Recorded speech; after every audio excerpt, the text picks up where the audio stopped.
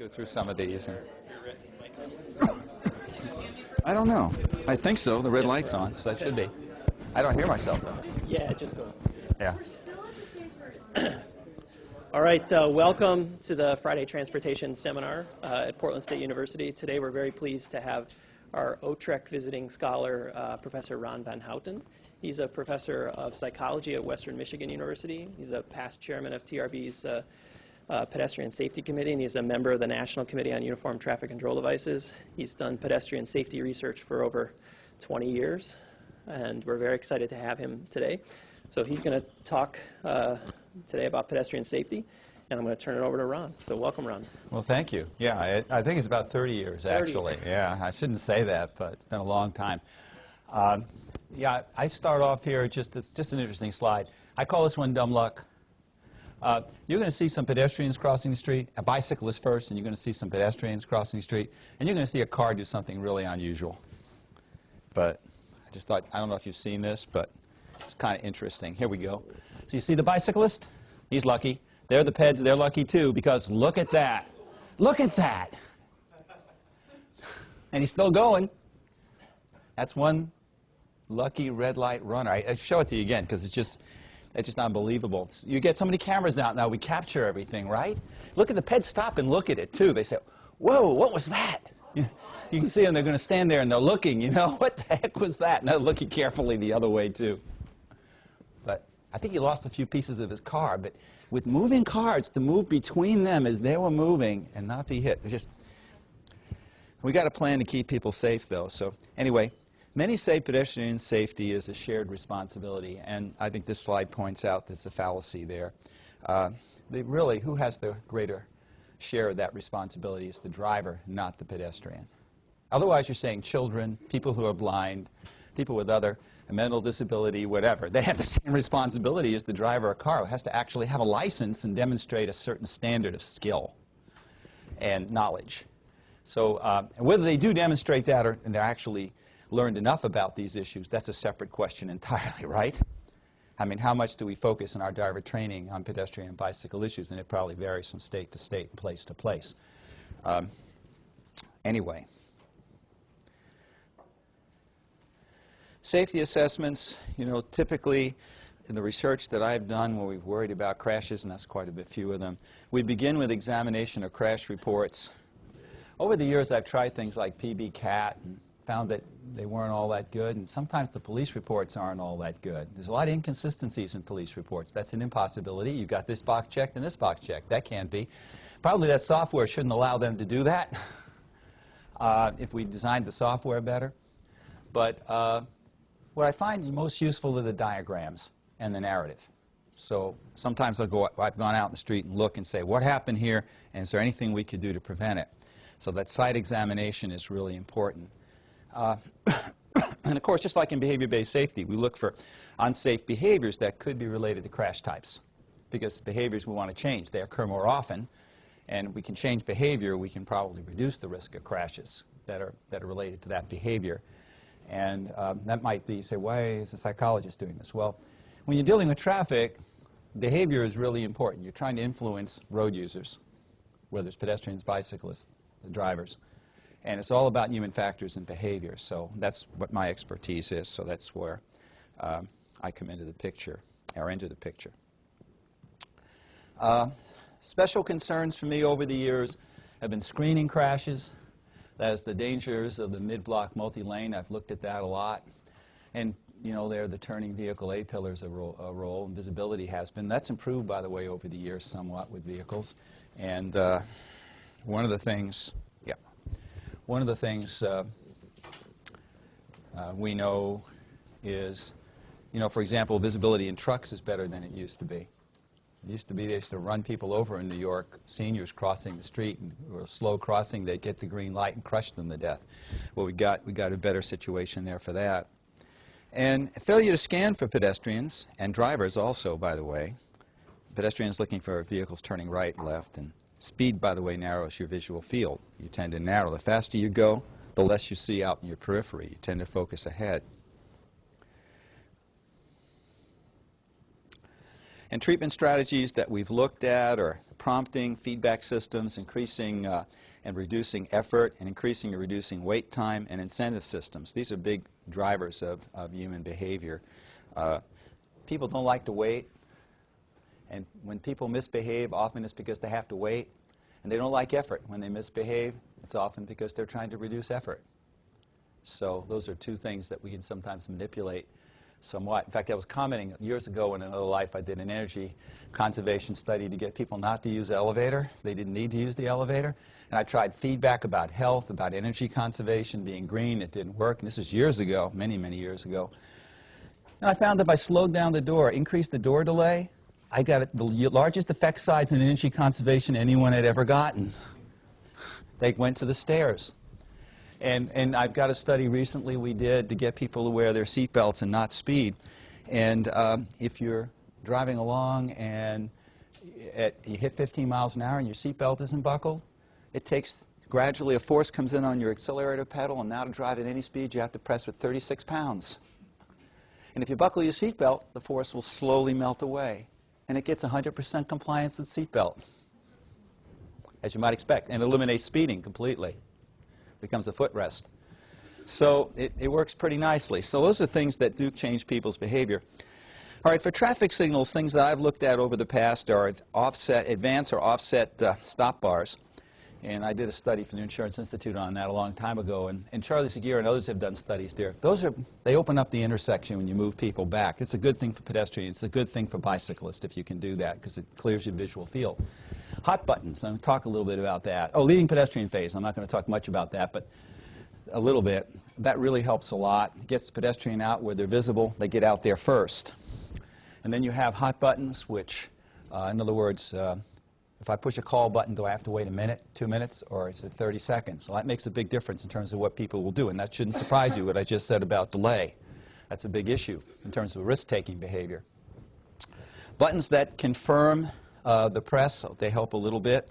Wide turning radius and wide lanes are bad. Narrow turning radii are better. Countdown signals, they do seem to have a crash mitigating factor, and they're being used properly. I'm doing a study on that right now for federal highways. I don't think I'll have time to talk about it. And signs that prompt drivers and turning vehicles to look somewhat, they may help. By the way, where do you look? And one of the things we looked at early on is left turns are more dangerous. That's because there's more speed, there's more energy carried in a left turn than in a right turn, at least with a regular vehicle. For a truck, a right turn can be very dangerous too. Also, you see for the serious crashes, that's even a bigger factor. Well, first crashes, and then you look also at all pedestrian crashes, and here you're looking at pedestrian crashes that are serious injury or fatality. And the left-turning vehicles really show up bigger on that one. And so we did this for the Insurance Institute. I mean, there's a lot of people don't know where to look. And it matters whether you're crossing in a clockwise or counterclockwise direction, because your threats are coming from a different place depending on which way you go. When you're going clockwise, like the one on the left turn is always coming from behind you. So it's harder to look for that.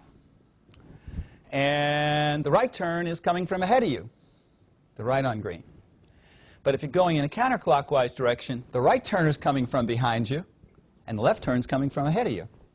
And that shows up in the crash data, by the way, so this is interesting. The leading pedestrian phase, that works in terms of reducing conflicts, but the other thing that we found is that people over time they get a faster start when they discover there's a leading pedestrian phase there. All right, so everyone know what a leading pedestrian phase is?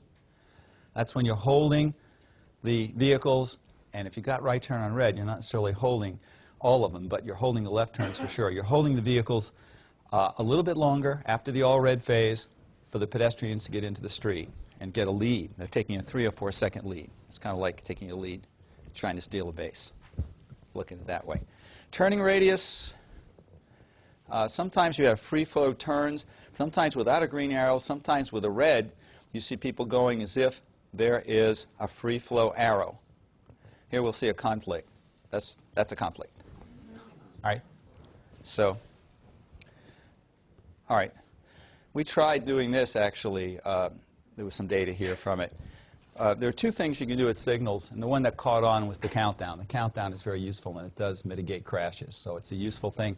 But this is something we did research on, animated eyes that look back and forth during the walk, right? They remind people to look for turning vehicles. We actually found more people look when we did that, and conflicts went down. Whether it would have lasted for a long term, we only ran it over so many months, I'm not sure, and it didn't catch on as much. Hot buttons definitely work. I mean, people take into consideration vehicle speed, gap size, crosswalk length, number of lanes to cross, direction that needs to be watched, one direction versus two if it's a one-way street or a two-way street, and presence or absence of a median or pedestrian refuge island. These are all things that make a difference. And by the way, this is a really good, so that all these things make a difference in terms of risk. And this is, people don't like to wait, so if there's something to listen to, something to look at, they tend to wait better. You know that already. If you're busy, you're active, you'll wait longer. If you got something to do. If you have nothing to do, you hate to wait.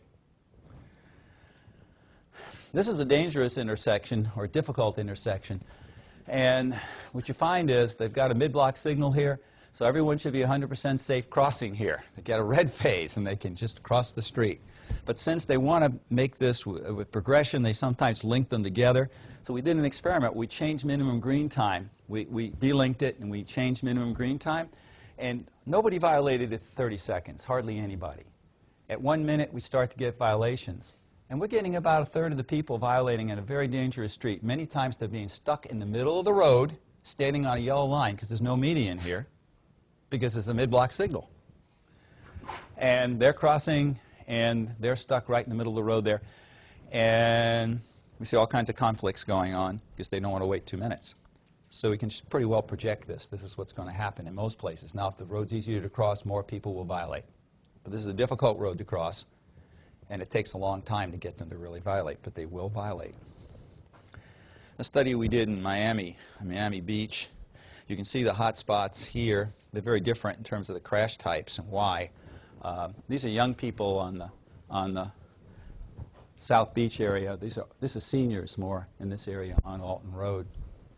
And we did a study for one for NHTSA and then one for FHWA, and I was involved in both. We did some enforcement alone and some education for the first study. That's we're getting a bit of a downward trend. And then we put the engineering interventions that were matched up to the crash types, and when we did that, we got further reductions. There were no corridor. There were corridor-wide changes in some cases, but they weren't no modification of the road. Nothing expensive. They were all inexpensive engineering treatments that were put in.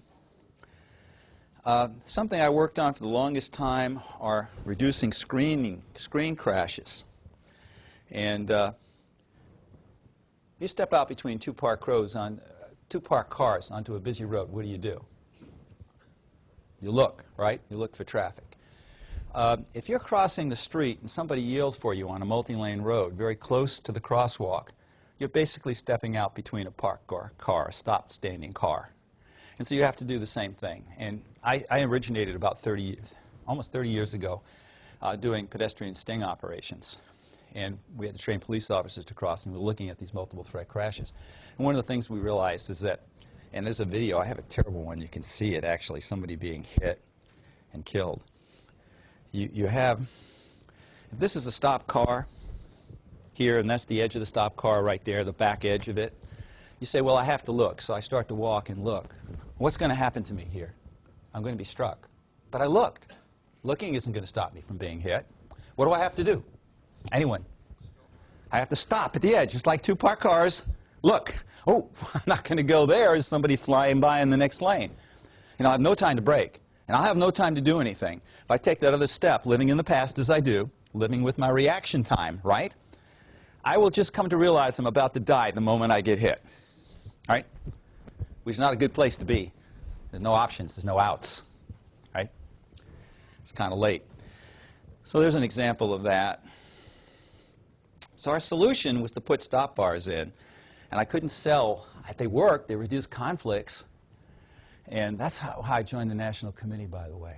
It's a strange story, but there was they put these in. One city was very cooperative with me. The other city wasn't. They put one in because 2 children died One child was hit in a multiple threat crash, a youth about 13, and another one was hit about 3 years later in the same crosswalk going to a park.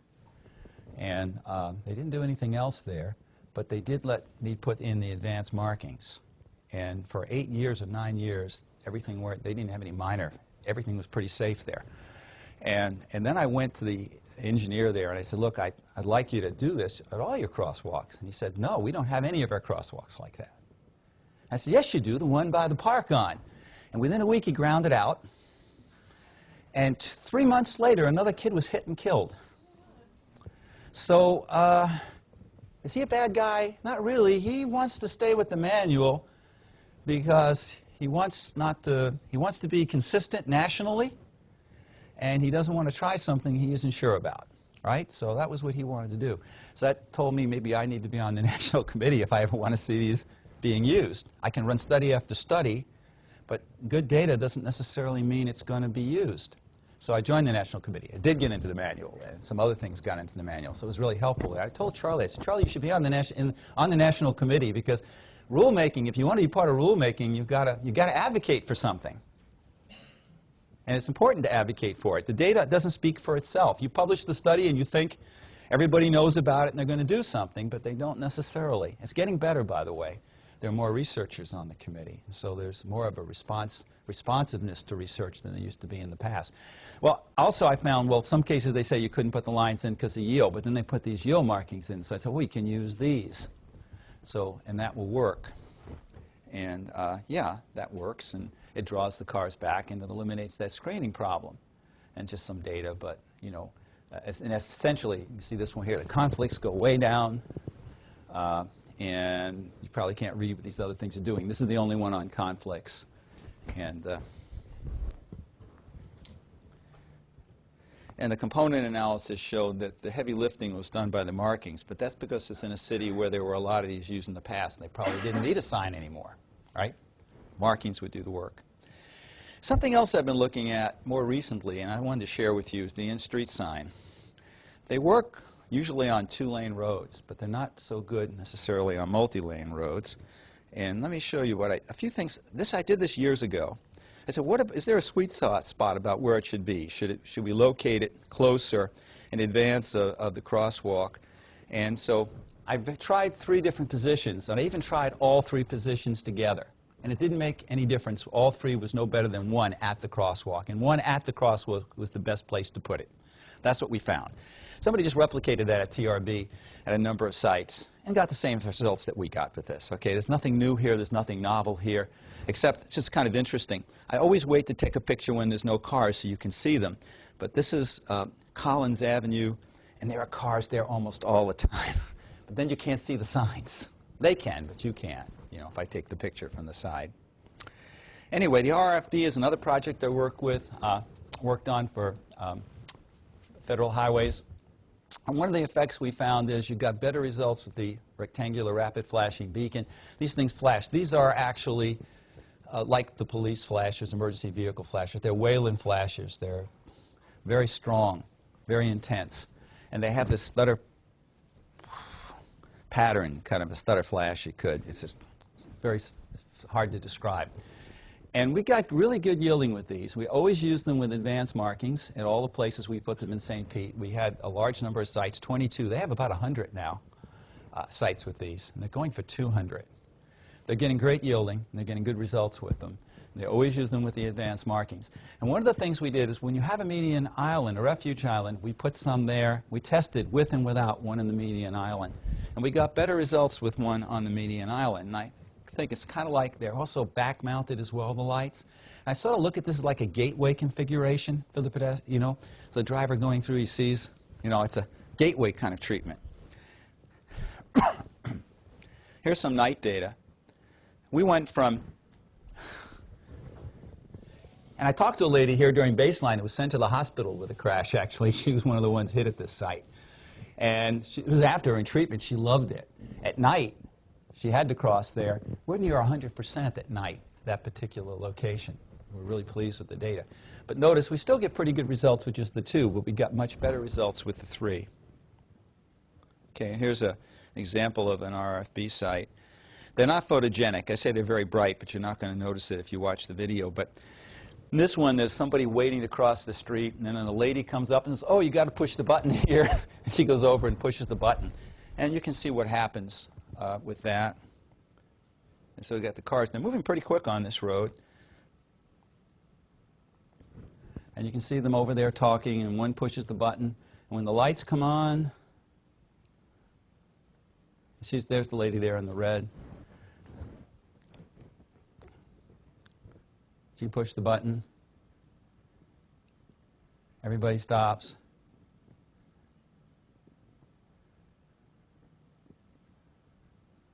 So there we go.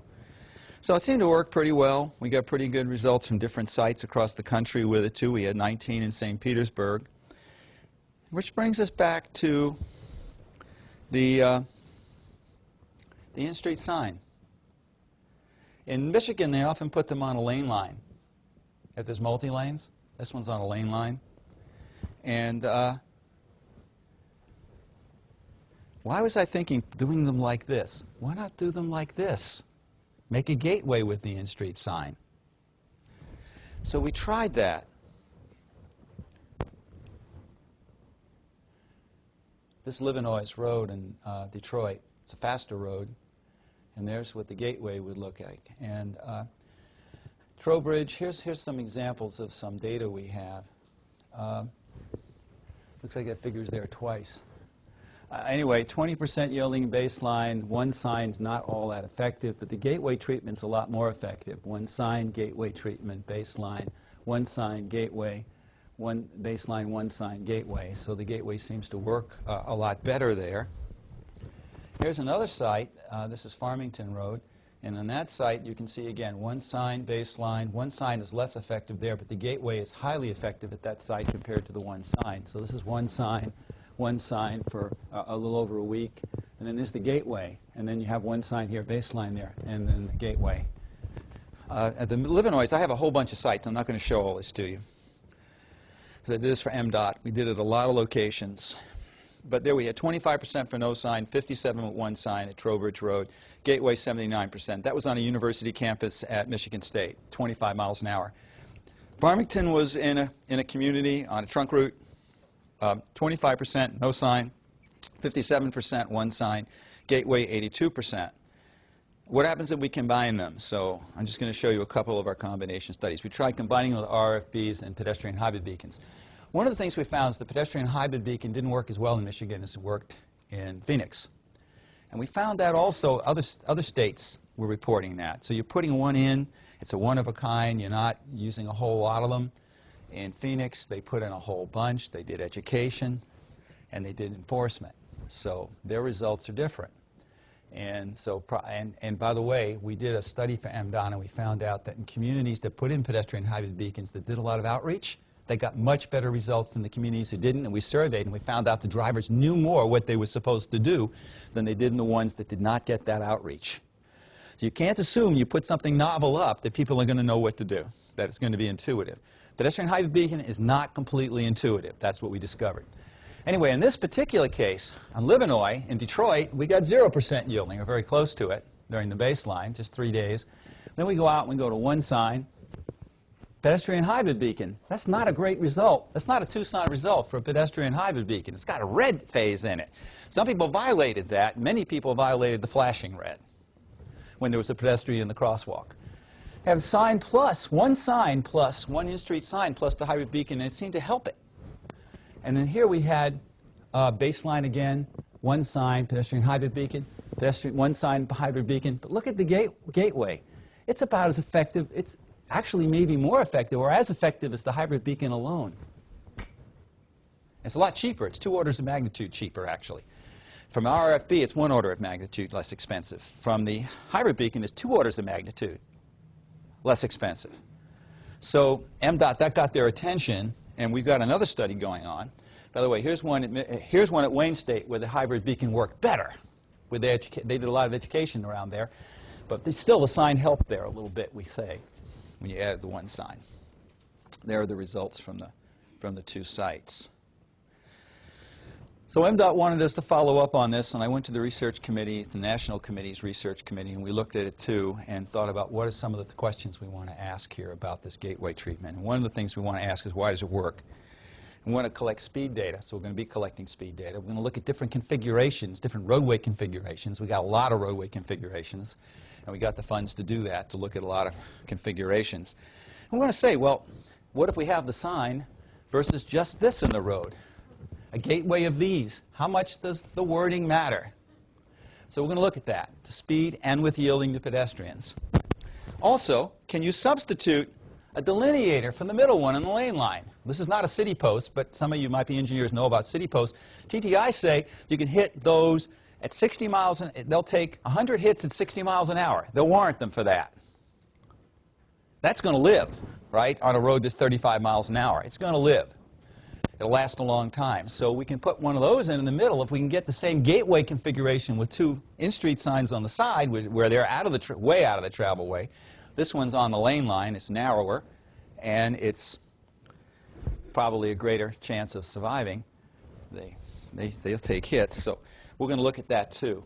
Also, we're going to say what kinds of installations are likely to work. One of the installation types we're going to be looking at is something called quick curb, because they'll guarantee it for plowing in the winter. In Michigan, we have to take these out in the winter. There's fewer pedestrians in the winter. Last winter, there weren't too many, I'll tell you. It's terrible. Just terrible. We don't have any bicyclists either. It's almost snowed every day. That's terrible. But anyway, you can take them out for the winter, put them back in, and the quick curb is warranted to be hit by the plows. And there's also one that's embedded that it can be released from. So we're going to see which of those survives. MDOT's really interested in that, because if it's, I don't care how many orders of magnitude it is less than expense, if it's not going to survive, it's going to be a nuisance for people. So that's one of the big things that they want to check on. So that's some of the work that we're going to be looking at. And sign survival, operating speed, ADT, lane width, number of lanes, protection by a delineator, type of installation. I suggested we could even use some type of a rumble strip before the middle one, the kind that you can lay down. They said, no way. Over the winter, they come loose, and we had some lawsuits and cars, and they weren't willing to look at that. And I said, you're right. So in Florida, they actually did do some combo kind of installations like this at some sites where they've used both. And okay, so that's what we're looking at now. So people ask, well, how can we make the RFB work better? One of the things we could do is put a gateway in with an RFB. And if someone doesn't push the button, the gateway's working anyway, right? It's always there. And so it's doing some lifting regardless. If you push the button, you've got the RFB as well. And if you have advanced markings, that helps too. And if you educate the public about what multiple threat crashes are, maybe that can help too. So there's a whole lot that you could do to make those crossings safe for people. Usually, what kind of people are crossing where we're going to want to put RFBs on multi-lane roads? Why are we putting them there anyway? Why do we have a crosswalk there? Anyone know? Transit, exactly, transit. We have bus stops, and sometimes the place where it's convenient to let people off, and you want to have good stops, you want people to use transit, they need to cross the street. Where are they going to cross? And usually they have to cross these wide roads with multi-lanes, and they're dangerous. So, so that could be a solution that could work real well to get those people across the street when a bus arrives, or when they're catching a bus. Make it a little safer. And I have data, by the way, that shows where people cross. I did a study. I was actually in Seattle.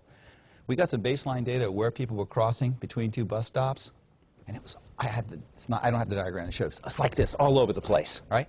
And then we made it logical where the bus stops were, put them in the safest and best place. Yeah, but we also put in the median. We put in all. We really had a nice, and we got 90-something%, 97% crossing where we wanted them to cross it. So you can actually change where people cross if it's really a very attractive place and it doesn't take them out of their way.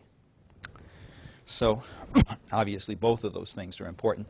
Now I want to talk about changing culture, because I think that's really important in regard to a lot of the safety work we're doing. We're really trying to change driving culture, riding culture for bicyclists, pedestrian culture. We're trying to change it in ways that will make it safe and make it work. And so a good package is multifaceted. It should be cost efficient. And one of the thoughts I had recently is that a good package has to tie the components together. to get a synergistic effect. In other words, I've heard people talk for years, and some people think to be creative. I don't have 3 E's. I've invented 4. Now I got 5. I got 6 E's. And I'll just go with the basic 3, right? There are educational outreach efforts of various sorts. There's enforcement efforts, and of course there's engineering efforts, a very important piece of all of that. But if you're going to do that, they should be coordinated. So if you've got some behavior you want to change, you want to connect the education to the engineering effort. You want to connect the enforcement to the engineering effort. And if everything is connected, you're going to have a much better chance of changing behavior. If I wanted to change behavior and change the culture, if I diffuse my efforts, I'll change nothing. So I say, hey, I want traffic safety. So, hey, let's go out. We'll have a program. We're going to change everything at once. Red light running, speeding, yielding to pedestrians, passing too close to bicycle. You name it. You just keep going. If you do everything at once, you're going to get nothing. Because there aren't enough police resources to do everything at once. It's difficult to have the educational. Educational offices are oversaturated. If you tell them about everything, you get nothing. One message, repeat it, is what you want to do, right? Not every message all at once. Here's everything you need to know to be a safe pedestrian. And everyone feels, oh, he left one out. No, I thought of another one. I got another one. And the list just gets longer and longer and longer. And now no one's going to read that thing, right? No one's going to look at it. It's a blunder, and it's a blunder that's repeated over and over and over again in terms of educational programs. And it's the same in regard to focus. You know, we need to focus on one thing at a time if you want to make a change. You want to change culture. So I figured that out. So for NHTSA, we did a project in Gainesville to change yielding to pedestrians, and we wanted to look for transfer from enforcement sites to non-enforcement sites. So we enforced the red sites, and the blue sites were crosswalks where there was no enforcement, ever. We wanted to look and see if there was any kind of transfer from the enforcement sites to the other sites. And, okay.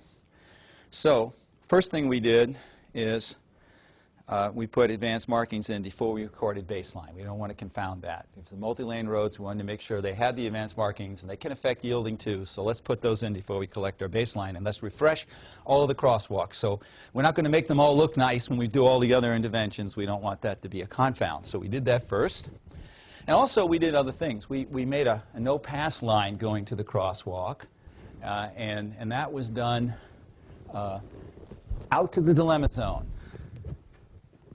So the police wouldn't have to put cones out when they did the enforcement operations. And also we were discouraging passing, approaching the crosswalk. So that was done at all of the sites. And, oh, you advanced stop. This is with a hawk with the pedestrian hybrid beacon. It went in without stop bars, then with stop bars. And it's the same as with yielding with the RRFB. Before, people are stopping sometimes quite a bit in advance, but you know, a lot of people are stopping very close to the crosswalk. You've got some people doing that, but when you put in those lines, almost everybody is stopping behind the lines. Okay, for the treatment strategy in Gainesville, we had 4 waves of enforcement. The first one was a warning wave, and then we had 3 citation waves. They were 1 week each. We had parent outreach. Well, first thing I did actually isn't even shown here. What's the first thing I would do before I would do this program? What do you think I want to do first? If I want to change the culture, what do I have to do first? Well, we'd say we did the research. We know what we want to do. That's a good idea. We would want to do that. No, we have to know what we want to do. But if I want to change a whole bunch of people's behavior, yeah, I got to get them on board. I got to make them backers of what we want to do. So we wanted partnerships. Typically, people reach the partnerships for advocate groups because they're easy to get first, because they're supportive. But I don't just want them. I wanted everybody in the community to be a backer of the program. So we tried to get as many people to get their names on it as possible. So less likely to get a black eye that way, right? Because we've got a lot of people who are supporting this, and now it's something that going against it, you're going against all of that, right? If you come in without doing anything, and people don't like it, and they start calling the police chief, calling the mayor, all of a sudden you're in danger of losing the program, right? So you want to make it so they can't back away. There's just too much support behind it. You have to be really blunder badly for it to be, for that to happen. So the first thing is to get support for what you're doing. And so we went and got that support. We had meetings with lots of people. We got people to underwrite it. Who could object to this later when it goes? Let's get them on side first. So we got a lot of people on side.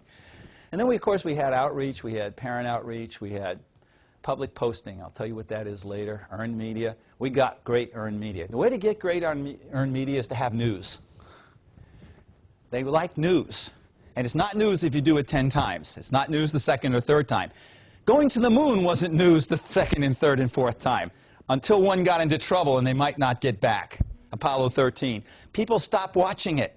It wasn't news anymore. All right? So you have to have something that will attract their interest. You need to plan for that if you want earn, because you can't pay for the media that you need.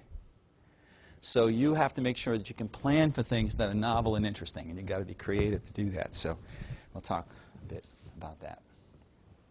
So you need that community support first. Lots of partners.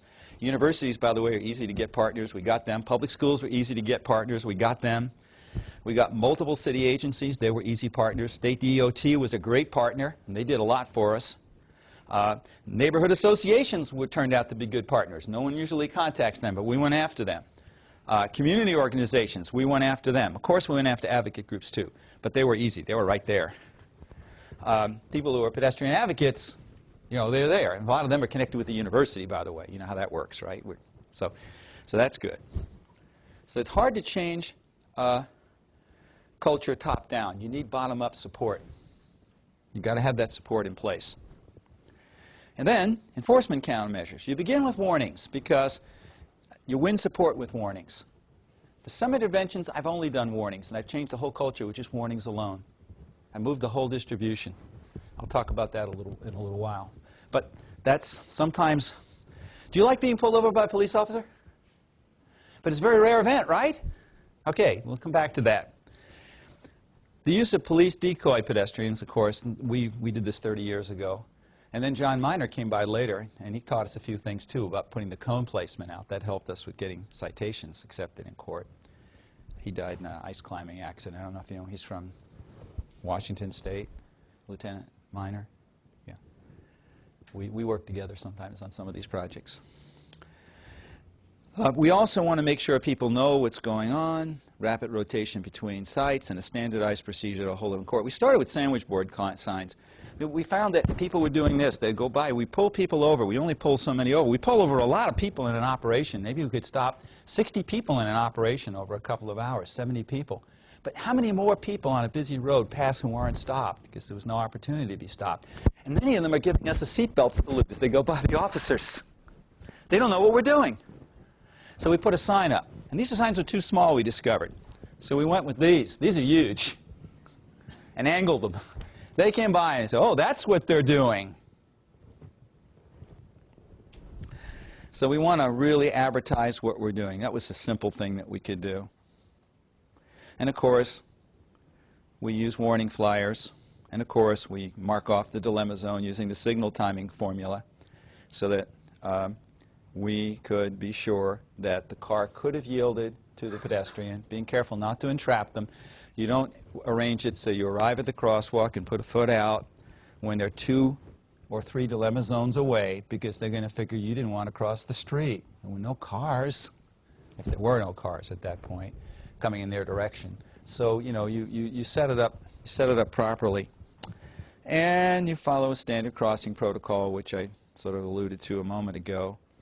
And, okay. In fact, I want to change the rule in this. There's a new UVC coming out now. It was dead for a while, Uniform Vehicle Code. We have all this new engineering, and everything has changed. Countdown timer at 6.6 now, so there's a need to change the UVC. So there are people working on that. The National Committee is working on rewriting and coming out with the new Uniform Vehicle Code. And I often thought, vehicles should have to, if there is no refuge island, which we now have a lot of, or median in place, vehicles should have to stop in both directions when you enter a crosswalk. If there is a median or refuge island, they should only have to yield in the half of the street that you're crossing, because they have a place of safety at the other end and they can start a new crossing. So, I don't know. That's a thought of mine. You have the stop versus yield. That's another one. You know? Because other than that, you have to make a leap of faith. Well, this person yielded, so I'm now going to start. But I don't know if they're going to yield on the other side. I don't know that. And if there's no median island, all I have to protect me is a yellow thermoplastic line. That's it with that leap of faith. So these cars start to go again, and if it's 35 miles an hour and they come in both directions, I'm feeling pretty uncomfortable standing there. So that's what I'd like to see. I proposed it, and I hope to get it in. We'll see if that's possible. The use of warnings are great. You stop lots of people with warnings, and they allow a transition to enforcement. And flyers telling them why they need to yield, talking about the whole purpose of the whole thing. And some of the common excuses. I love these. I didn't see the pedestrian. This is a true story. This woman was blind. We took this picture. She was standing there. You see, we'll make these things up. I think it was about 12 minutes with cars going by continuously before she was able to cross the street on that. Usually they don't wait that long. It's 30 seconds, 5 seconds, 8 seconds. But nobody yielded. I've done operations where I had a blind person with me with a cane, too, with a dog, and you're both there together. They may not yield, at least in Florida. This one, I didn't know I had to yield. I like this. Do you see this guy here? Can you see? He's telling Louis he's number one. That's what Louis said. It's fun to see him stopped. And there's a person with a cane. Again, okay. The educational elements are warnings distributed to residents just prior to beginning the wave. Earned media, large highway feedback signs, partnership between city agencies and community partners. Some of the things we did is every parent got one of these before we did it and said, hey, we're going to be doing these operations this week, coming up, and look for pedestrians, yield by stopping, encourage others to do the same, be a good model, yield, avoid a ticket, and help keep pedestrians safe. So we want them to be a good model. We're trying to get that to happen. So all these materials went out to them, and we got a huge amount of earned media. We got the front page of the main newspaper in Gainesville repeatedly over time, and that was helpful to us. Once the numbers start to improve, we start to put these up. This is a feedback sign. Gainesville drivers yielding to pedestrians last week in the record. And we put them on very busy roads, so everybody gets to see them every week. If they do any driving around Gainesville, the few busy roads that most people use, they're going to see these signs. This is a social norming intervention. We started this 35 years ago with speeding. This is the very first sign we used. Drivers not speeding yesterday, best record. And that was the very first study. We did subsequent studies on this, did large numbers of studies on this. It was replicated in Iceland, actually, and replicated in New Zealand, and it was replicated in Israel. I was over for that replication over there. And we tried this in one study. We said, what if we use a stringent or a lenient criteria for speeding? That's looking at the social norming aspect of it, right? What's a lenient criteria? That means you give them a cushion. You're not counted as speeding unless you're so much over. We use a stringent, hey, really rigid. If you're over this, you're speeding. You obviously get to post lower numbers when you use a stringent criteria, and you get to post higher numbers when you use a lenient criteria. And clearly, we see the effect of that you get better reductions in speeding when you use the lenient criteria. So it's not just implied enforcement going on here. What are my neighbors doing? Seems to be a variable. What are other people doing? What's right? So those things seem to play a role. And of course, we went in with flyers. We passed flyers out. The first place I did this for speeding, a community place where people were in a neighborhood. It was a collector route, and they had 3 kids hit along. Two pedestrians hit there with children. They were really concerned. So I put this flyer out. I did outreach through all the schools, to all the neighborhood. They knew this enforcement was going to come.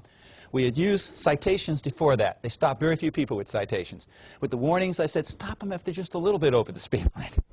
And stop them all. But we'll line them up along the road. And they did. And after a week, there was no speeding. We just had a whole bunch of people using that road who were pace cars. And it lasted a year without us coming back to do anything. So that was a very effective program. We got nice speed reductions. We used that with the signs also at some of the sites. I got great results with the signs in reducing speeding. And the more serious speeding got reduced more. We replicated in Israel, and we got great speed reductions in the direction of the signs, and we had large crash reductions there against the baseline, and the control site was the other direction, and there was no change, plus some other roads that were untreated. And so it was a very significant reduction in crashes. That's what it looks like in Hebrew, I'm told, but I don't read it, so I don't know. And I guess it's interesting because recently I was asked to solve a problem in Florida. There's a city of about 30,000 people, and they've been having kids hit every year going to and from school. And they were really concerned this one year because all spread out over the school year, they had 11 kids hit. One was fatally injured in the crash. And this is just going to and from school. These are kids walking to and from school. Now, you probably can tell me something about that community. That many people were hit. What can you tell me? What do you suspect could be a problem there? First thing we looked at, of course, when we came there, we confirmed immediately. What would be a problem in that community? No, actually not. I tend to think engineering things. Think of an engineering thing that would make a difference about kids getting hit. Lots of multi-lane roads? There was some. Yeah, we had some multi-lane. That's part of it. And that was for the fatality. That was where the fatality was, by the way. But they weren't all on the multi-lane roads. They were marked okay, actually, but the few they had, but something more basic. Think of Dan Burden. Yes, no sidewalks. They didn't have sidewalks in a lot of places. So I'm not going to be able to fix that problem right away. We're going to build all the sidewalks all through the community where the kids and everybody needed sidewalks to go to and from school. And so I said, we've got to reduce the speeds. So I said, we're going to go outreach, get support from everybody in the community. We're going to bring them into the school buildings and large assemblies. And the police are going to talk to them and tell them, we're going to enforce the speed limit when people are going to and from school. In fact, we did a little bit of surveying and found out, whoa, people are dropping their kids off, trying to get to work, and they are going a little fast. Not that they're going like speed demons like Le Mans, but they were going a little fast, right? And so I said, what you're going to do is you're going to enforce the speed limit. If they're 3 miles over, you're going to pull them over. So we'll pull everybody over. We're going to have everybody lined up. I said, yes, you will. So make sure you tell them this is coming. Tell them why it's coming. Publicize it really big. Don't tell them what the cushion is. There is none, hardly. And when they did it, here's the interesting thing. With all that preparation, when they started pulling everybody over and they were trying to get to work and everything, they said they were amazed at how many compliments they received. They gave warnings to everybody. By the way, why didn't they give them a citation? What's that? They would have backfired on them? It would have backfired on them for a couple of reasons. They wouldn't have had the support, and magistrates would have thrown them all out, right? So they gave the warnings. They made the speed limit when kids are going to and from school, and there were no more kids hit for years. And they've got to build sidewalks still, and they're building them. But that's the basic idea. That stopped it. Now, there is another solution to this, and it works really well. If you got a lot of people going fast, they shouldn't be going fast. This is like magic. I love this one. You just increase the speed limit. You get no speeders anymore. And that's what they call the 85th percentile speed. It's like magic. A miracle. Speeding went away. On Washtenaw Avenue in Ann Arbor recently, they were concerned because they have a lot of bicyclists. The university's there, University of Michigan's there. And they had a lot of bicycle crashes, pedestrian crashes. The road's kind of fast. They want to reduce the speed limit. They said we want to reduce the speed limit. They did a speed study. They increased the speed limit. Well, it solved the problem. Not the hits, not the crashes. Yeah, there's no speeding anymore. Speeding isn't the problem. So that's because people are fatalistic. I think a lot of people believe, and it's not unreasonable, it's not the engineer's fault. They say, well, the police is supposed to be doing enforcement. The design of the road makes a big difference about what the speed's going to be, okay, how you design your roadways. And if the roadway is designed in such a way that it's going to support high speed, people are going to travel at a high speed. But what I demonstrated in Orange City is it is possible to bring them down, but you really have to focus on it. And you have to have a decent strategy that's going to work. And you probably are going to have to do a whole lot of different things to make that work. And you have to come up with a good plan to make it work, or it's not going to happen. By the way, that feedback sign generated front page again, right? That was news. Look at this, right? That's how we got front pages, by doing different things. The gateway could generate a front news. First time you do one, bring them out there. Look at this. Look what we're doing. Oh, that's kind of interesting. So maybe they'll cover that if it's a slower day. Feedback sign, even on a busy day, might get it.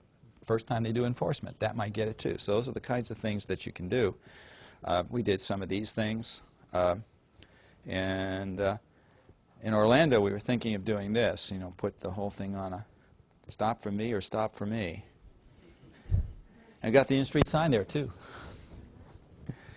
You want to connect everything together. I think if we can connect it better. We haven't done this in any of these recent programs. So the first one that Louis and I did, Louis Melanchthon's my colleague. He was one of my graduate students and got me involved doing pedestrian stuff. He was really interested in doing that for his dissertation, so got me involved in my first pedestrian study. And he had done a study, and he discovered that in Japan they were using flags. You think of the flags, you've heard them here, but they started in Japan. He knew about this 30 years ago because they were doing it in Japan. He said in Germany or someplace they were doing an extended arm, pedestrians signaling their intention to cross. So we put that into a, we actually got him to change the sign and prompt people. If you want to cross, put one foot in and indicate your intention to cross. And for a recent study for NHTSA, we looked at this. We looked at different ways of indicating your intention to cross. If this is the crosswalk, you might step out. This is baseline. Just look. The next one would be this. And the next one would be this. And if they go to yield, no matter which one you use, you turn it into a wave thanks and smile. That softens it. Otherwise, they get pissed off at you, right? That could happen. But they never do when you go like this. Thanks. People love that. They love to be thanked. And even if they didn't want to stop and they start to stop, because what are you... Oh, wait, yeah, I'm yelling to a pedestrian. And they're happy because you're happy. And you're happy with them. It matters. Things like that matter. It's psychology, right? It matters. Anyway, this is Chicago sites. Some are in Grand Rapids. Some are in Marshall, Michigan. This one's in Portage or Kalamazoo, really, area. And with an interesting result. If yielding is kind of high, the hand really can get you really high, right? But if yielding is low, it always works, but it doesn't do as much when they're down this low. It's a faster road, wider road or something. These roads, some of these roads were more problematic than others, and they didn't have any other treatment in place, right?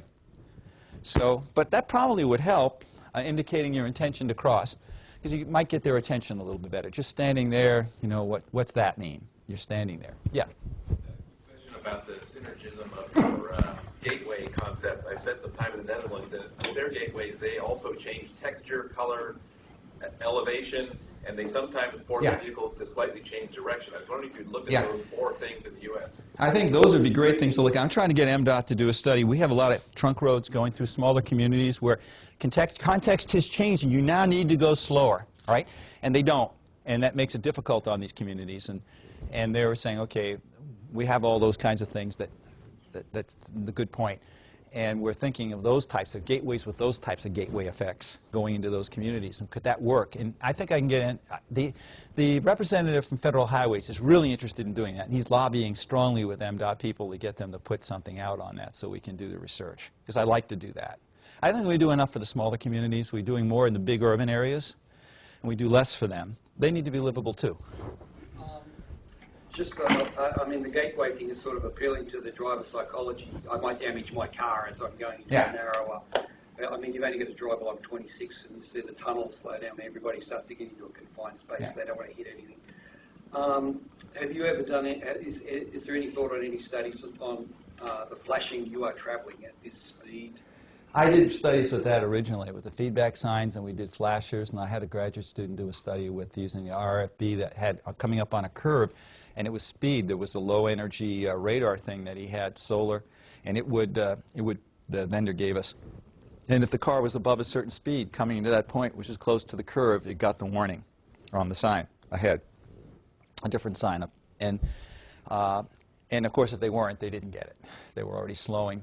And below that threshold, they didn't get the warning. So we tried to make it intelligent again. I think intelligent systems work better. If it only comes on when you're going too fast, it works better than if it's going all the time. It just goes out of the picture after a while, gets into the background if if it isn't really responding to what you're doing. So we want to get it to respond to what you're doing. And so engineering, this you've seen. We did some of these, and this is safe putting it on the median now. It's not allowed, by the way. It's supposed to be in the road. I got permission to experiment to try them on the curbs, right? So we're going to try that too, rather than gutter pan. And sometimes you've got a bike lane there, so we might want to put it to the side.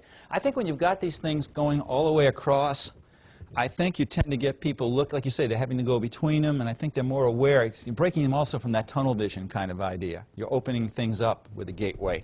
And I think that may be helpful too. We're not sure of that. We've done no eye tracking. I have no idea whether that's the case. Yielding results were excellent. We went from 31% to 62% for the stage crossings, and for the natural crossings from 45 to 82%, 83%.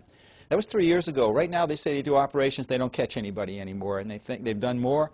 And I think they've added a few gateways as well at some of the sites, which we didn't do in the original NHTSA study. So this is giving us money to go back and see if it's even better now than it was when we finished.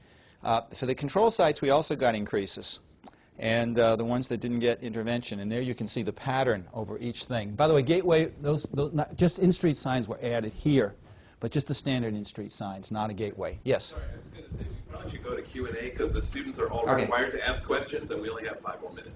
Okay, so I'm just going to quickly go like this, pretend I covered all of this.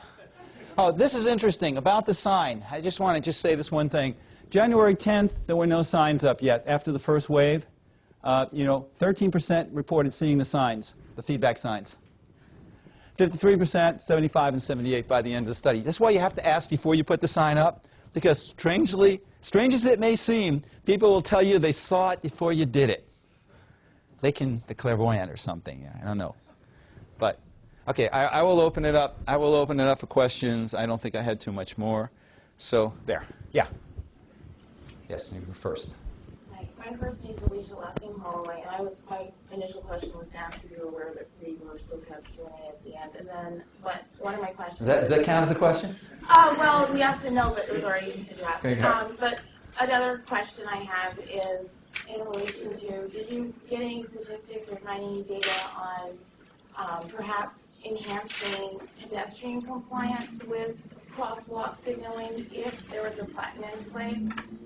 Because I wouldn't assume much difference with the mountains, but it's not always the driver too. Many pedestrians are constantly violating the crosswalks and doing all of this to enhance their safety. Yeah. We've tried to influence the pedestrian in some of our studies, like in the earlier studies, about getting them to signal their intention to cross, be clear about that, giving them guidance on how to cross safely.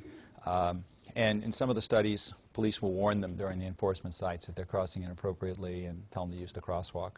So it will give them a warning. We don't cite them typically, because that usually backfires, because they'll say that they don't yield anyway. But once we got the studies and they are yielding, then we can start focusing. Yes, they do, and you need to cross where you're supposed to cross. Sorry. I guess I got to go fast because other people have. I'm willing to stay, by the way. I'll stay as long as you want, even if it takes some lunch. I don't care. Go ahead. Well, Alexander Nafton, I was wondering, in general, see most of the communities you dealt with were, they relatively wanted to go ahead and follow the law. But have you ever dealt with communities that were like, oh, pedestrians are fair game. I really don't care if they start crossing? Like I think you go where you want it when you do research, and I think there is the issue that sometimes the communities with the worst problems view it the least, right? And you got to educate them and get them on board. And if they don't want to do it, in St. Pete, for example, they had a mayor who wasn't really interested in pedestrian stuff, and so we gave them advice, but not a lot of it got done. And then they got a new mayor who really thought this was important, and he really pushed it. And they reduced. They were on that list, for one of the worst in the country, and they really brought their fatalities way down, and made their space much more livable and walkable. So it can be done, but you do have to have support somewhere. And if the mayor doesn't want to do it, and the people who govern don't want to do it, and you can't get the public to push them, and if the police don't want to do it, it's going to be hard. So you got to have people who you got to be able to sell it. Sometimes I do the enforcement operations. They're kind of negative at first, but go out and do it, they love it. And then that's why I get them out in the street as soon as possible, so I can try to get them behind what I'm doing. Yes? With your, like, the gateway crossings that have signs and lights and all this stuff, is there any safety concern with having too many things drivers have to look at? Stop, like, paying attention to their actual driving? I suppose, like, we worry about distractions. We're getting to look. I'm getting to look where maybe the pedestrians are going to be rather than off someplace else. That'd be the worst thing if the distraction is here on my knee, right? Or the distraction's over there.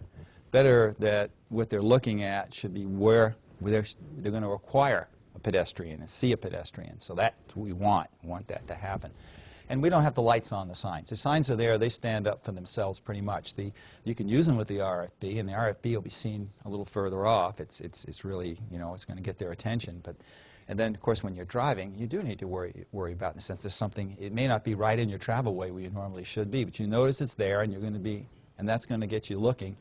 And from what we've seen, yielding goes way up, so that indicates they're seeing the pedestrians and responding to pedestrians, so we're happy with that.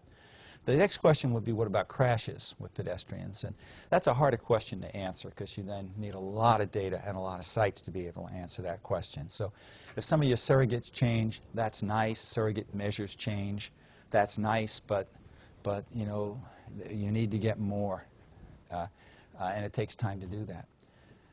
Like multiple threats, yeah. Go ahead and close the webcast because we're on a schedule, so it's past 1 o'clock, and I want to officially suggest that we thank our speaker, but before that, reminder that next week, Darwin Wasabi, who's a MERP student here, will be presenting his group's workshop project, which is Capturing the Ride, Exploring Low-Density Flexible Transit Alternatives to Salem-Kaiser. So we hope you'll join us next week, and thank you very much to our speaker and to you.